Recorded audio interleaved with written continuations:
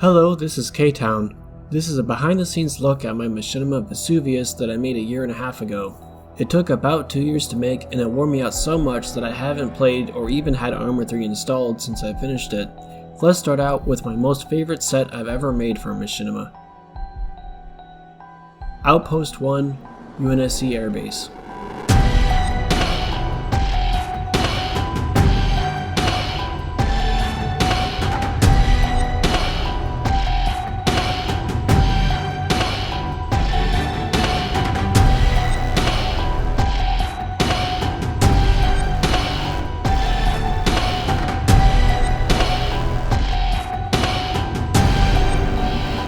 The UNSC Airbase is a truly massive and detailed set. I decided to build it on top of Tanawa's airport because there was a lot of flat ground to work with. I almost completely repainted the original airport, as you'll see. The only remaining elements are the trees and the base entry, and also the subtle yellow lines from the runways. I actually liked how the lines were peeking out. It made the airport seem used and slightly improvised. Plus, it felt a little repetitive to have the same two dirt textures throughout the set. I added in trees, bushes, and grass in so many places that in some areas it's hard to recognize what is in the original map and what isn't.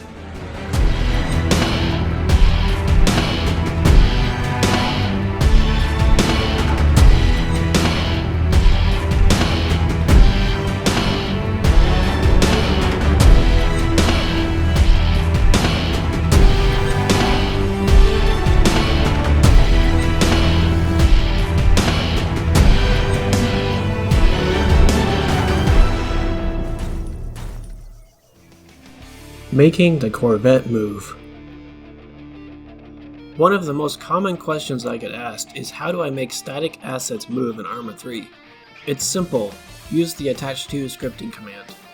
For the UNSC Corvette, it's slightly more complex because it's made up of several pieces rather than one large piece. In game, I created a Blackfish VTOL and placed it under the Corvette. I then ran a simple script to attach the Corvette to the Blackfish, which I'll show on the screen. Now that the Corvette is attached, it will inherit the movements of the Blackfish. If you're wondering how I got the Corvette to land so easily, I simply recorded the Blackfish taking off with unit capture and then reversed the data. More on the unit capture function later. I originally was going to use a helicopter to have a cool swooping in landing, but I'll let you see how that went.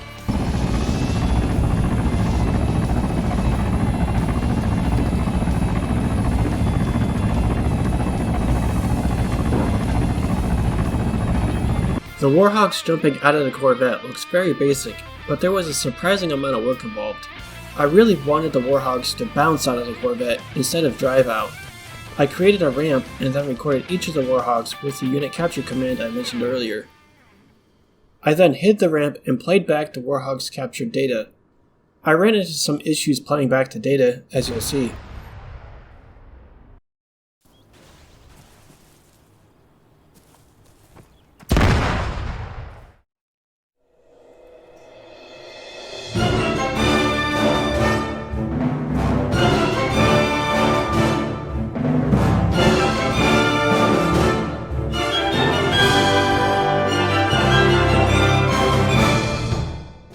I felt it was important that something visually happened in the bridge besides two characters staring at each other, and I also was looking for a challenge.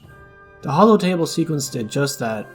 To make the vehicles move on the table, I created an upscaled version of the table. Now is a good time to finally get into what the unit capture function does. The unit capture function records the vehicle's position, velocity, and direction every number of milliseconds. You then play back this recording with unit play. Using these two commands, I was able to make vehicles move on the holotable with a couple extra steps. In this simple diagram, you can see a high level of how this process works. First, I record the vehicle. Second, I copy the recorded data into a file.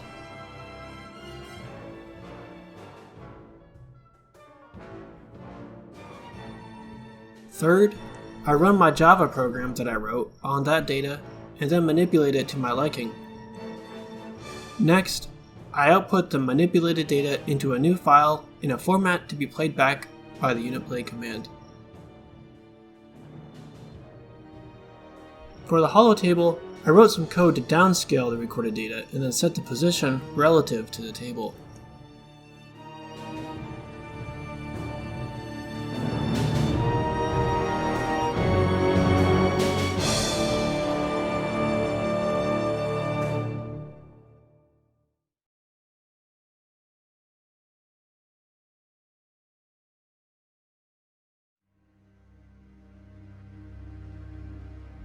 This is the only blue screen shot in the whole Machinima.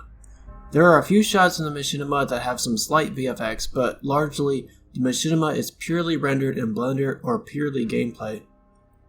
In this scene, I created a large black background, and you'll notice that you can't see the horizon. All of the ODST pods cover the horizon. This was done on purpose because the seam where the black background met the ground texture looked weird. Many years ago, I think it was probably late 2019, I had this idea for a shot where the camera rotated around a rocket and ODST pods were following in the background. It proved to be extremely difficult to make the camera orbit the rocket, plus I was worried it would be dizzying to watch. It took me about a week to figure out how to do the missile track shot. It is actually my favorite shot I've ever done, and I've been making videos for 16 years. In these final clips, you'll notice that there are floating green men everywhere. These AI were made invisible while filming. I learned many years ago that the AI in Arma 3 are absolutely terrible to work with when they spot an enemy. Instead of opting in for the AI to shoot each other, I would place the floating green men everywhere and a script would force their weapon to fire to create bullet impacts. In many cases, where it's rebels versus the hero, they are technically on the same team but wearing different uniforms. For some of the Blender renders, it took literally entire months to render. The Covenant Destroyer and the UNSC Reverie were originally going to have a massive and epic space battle, but the render time scared me away from the idea. To make matters worse, I redid about 99% of the Machinima's audio by hand. I found that doing the audio mixing by hand, rather than using the game's audio, creates a higher fidelity experience. This Machinima proved to be such a massive project that the project folder on my server is about 314 gigabytes in size. I hope you liked seeing this inside look into how I made Vesuvius. I plan on my next Machinima being absolutely insane, but I have no idea when it will come out. Hopefully in 2024, but we'll see. I'll end this video with a short montage of random things. Take care.